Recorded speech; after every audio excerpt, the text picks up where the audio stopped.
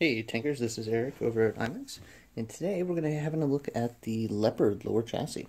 And this is the newest item that we're making from Taigen, and this is going to be made in the same style as our Sherman, so this is going to be very, very thick. And to start off, we can say the other Sherman was a 2.2 millimeter thick chassis the whole way through, and this one is going to be 2.5 on the outside. It's going to taper up to about 2.75 on the inside of the fender, and then the front and the bottom are going to be a little bit over 3 millimeters thick. So this is going to be the thickest and strongest chassis out for us for sure. Now I've already went ahead and removed one of the tracks here. These are using the same Leopard tracks that Taigen's had out for a while now. These are super butter smooth, really great, no kinks, and they're also clothespin tracks, if I can get a good zoom on them there. So they're clothespin, they work really good, they're really smooth, and they're going to be a great pair with this chassis. So I went ahead and took off one of the tracks so that we can see how this works. We're going to go ahead and take apart some of this chassis for you guys to take a look at.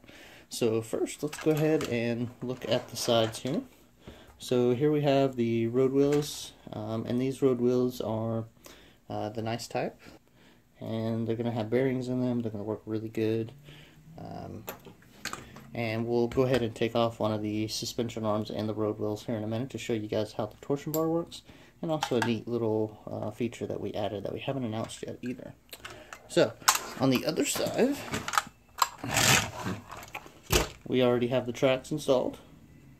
These top return rollers are nice and easy rolling, so there shouldn't be any kind of paint issues there. The rear back plate is where we've added the most features to this one. We improved on the Heng Long design where they had really non-functioning mud flaps. Now we have functioning mud flaps with replaceable rubber flaps here.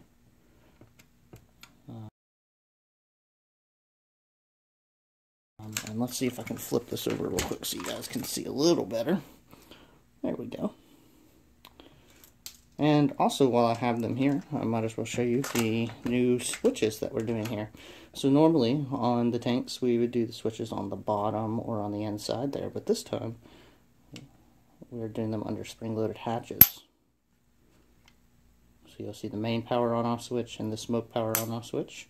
And then on this side over here we have the volume control and the charge control, which is not going to be available in the American version, so we don't suggest charging your batteries inside of these. However, the port will be there if you decide to do it yourself. You can.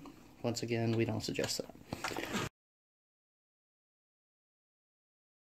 that. So let's go ahead and first we'll go ahead and remove this electronics plate right here.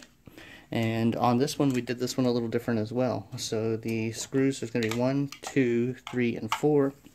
And that's going to let the electronics plate come up from the inside, so you don't have to screw them from the bottom like we did with the Tigers and so and such. So let's do a little movie magic here. Alright, so we've taken out the 4 screws on the electronics plate, and that's going to let us go ahead and pull this piece out right here. And this is where the motherboard would usually set when you had purchased it from us or whatever. There's a lot more space in this chassis than previous chassis, just like the Abrams. So there's going to be plenty of room for mods and extras and speakers and, you know, all this kind of stuff that we're, you know, starting to add on to the tanks here. So we can see we have the torsion bars that run the length of the tank through here. And the torsion bars work a little different from the previous designs, where instead of having a metal L-shaped bracket here, we now bolt them directly through the chassis. Since we're running them 3mm plus thick chassis, we don't have to worry about any kind of stress on the chassis we would inflict. On the bottom, we can see we have countersunk screws, and these are nice and flush. Like I said, there's no switches on the bottom here, just the easy open hatch. Now, on the torsion bars, we're going to go ahead and take off one of the suspension arms so you can see how they work. We're going to go ahead and take off this front one right here because this will be the easiest one to get to. And luckily with these, you don't actually have to take off the wheel before you take off the suspension arm. And since we're using a torsion bar based system, we don't have any springs to worry about. So we don't have to worry about the order that we remove these. In fact, you could remove this one if you wanted to, this one, in any order. It doesn't really matter. Just this first one's going to be a little easier. So I've got a 2.5mm hex driver here. And that is all we need to get the suspension arm off. Now, real quick, we're going to go ahead and take a look at the suspension arm itself, and we'll compare it to the Heng Long version so you guys can see the difference here. So here we have the new Taigen version. Notice the different shape in here. So we have, it's more of an oval shape with flat sides. And then the Heng Long version will look like that with a nice circle. So there is a difference between the two. So you can't put a Heng Long suspension arm on our chassis, so you'll need to get our suspension arms. We will have those separately, of course. Now, for the suspension arm, we have a nifty little feature that we haven't told anyone about here, and that's that this tank is going to be a lot more water resistant than previous tanks. And in fact, we have a nice little O-ring here. Let me see if I can get it out. So you get a little O-ring right here, and this O-ring actually holds this piece of the torsion bar holder in place. And this little piece is actually just connected and held in place by one of the torsion bars. Let me see if I can get this. This little piece right here is going to come out here in a minute when we take off this torsion bar. And when we take off the torsion bar, I'll also show you guys how to preload your suspension so you can make certain ones softer than others if you wish. So we can start by trying to take off the torsion bar. And how I'm going to do that is with a nice big number 2 or number 3 screwdriver and a 5.5mm hex right here. Just a nice little cross wrench here. And the torsion bar should come off fairly easy. And what we're doing first is we're actually removing the bolt and the nut that holds the torsion bar in place. And there's also a washer on here, right there. So that'll be the washer. So there is a washer underneath the nut, just to warn you guys. And here's the torsion bar. Now, if you notice, the torsion bar is fairly thick. This is about twice as thick as some of the Tiger torsion bars that we've used. So this is going to be very, very durable, which we need for the heavier tanks. And then, of course, here is the torsion bar suspension mount. And you can kind of see right there the oval shape with the flat sides that the suspension arm actually hooks into. And that'll be this guy right here. And there we can see how it actually hooks in and how it does the torsion right there. Now, if you're looking to preload your torsion bars and make certain suspension softer or more firm, what you'll do is you'll actually want to twist the torsion bar itself. So this one is flat and this side bends down at about I want to say 5 degrees or so. So it's not much of a preload right now. And what would happen is if I actually held this straight and twist this backwards, it would actually preload the suspension arm to sit farther down or to have a little piece more of a tension. These actually have stoppers, so you can't actually over preload them. However, you know, if you put them too far down, they will bend when you push them back up. So there's a happy medium in there, and it works the other way as well. So if you want it to be softer, you can actually bend it forward, and then the suspension arm will have a tendency to sit farther up than sit farther down. So the torsion bar suspension offers a lot more flexibility than the spring-based systems that have been used. So this will be a great, great plus. So let's go ahead and put on the suspension arm real quick, and then we will go ahead and take a look at the wheel and show you how the wheel and the idlers are done. Alright, so now we've got the chassis here, and we've got the suspension arm off, and what we're going to do next is actually we're going to take off one of these idler arms. But to take off the idler arm, we first have to take off the wheel itself.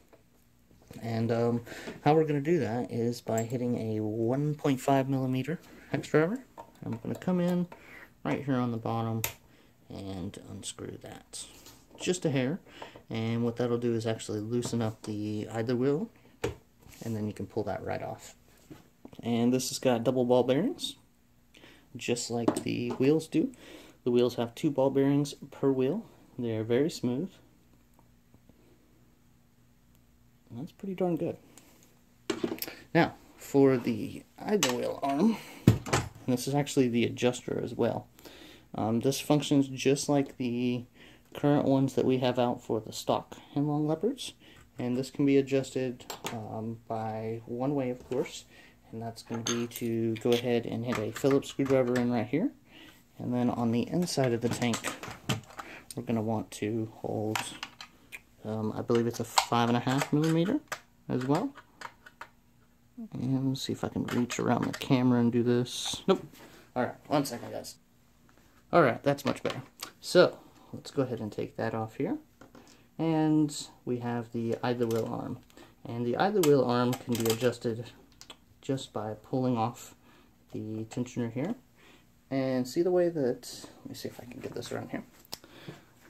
And if we can see here, that is going to be the way the actual track is tensioned. And this is done by looking in the chassis here. You see that star-shaped pattern? And that correlates to that star-shaped pattern, and that's what actually adjusts the arm.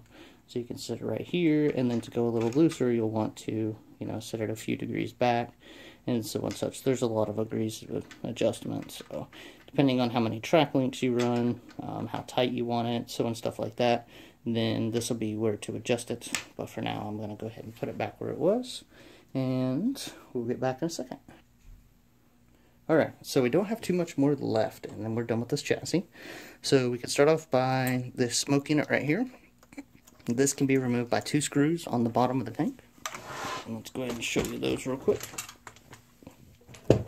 And that'll be this screw and this screw. So when you remove these two, the smoke unit will drop right on through. For those who don't run smoke units or don't wish to have them, you can do that. And then next we have the gearboxes. The gearboxes are actually the 4-to-1 types.